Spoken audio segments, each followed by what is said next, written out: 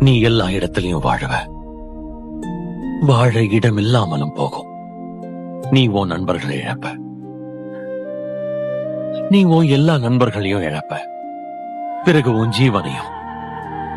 பூமியோட எல்லா மூலைகளுக்கும் போவ. ஆனா பூமியின் மிகப்பெரிய இயக்கத்தின் தொடக்கத்தோட ஒரு பகுதியா நீ இருப்ப.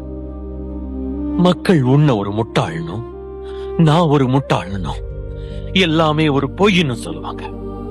ஆனா இது எல்லாம் முக்கியமான விஷயம் இல்ல. முக்கியமான விஷயம் என்னன்னா, இந்த உலகம் நிராகரிக்கிற காரியத்துக்கு நீ துணிச்சலோட ஆமான்னு சொல்வதுதான். நம்பிக்கைக்கு இடமே இல்லாத நேரத்துல கூட நீ நம்பிக்கை வைத்த.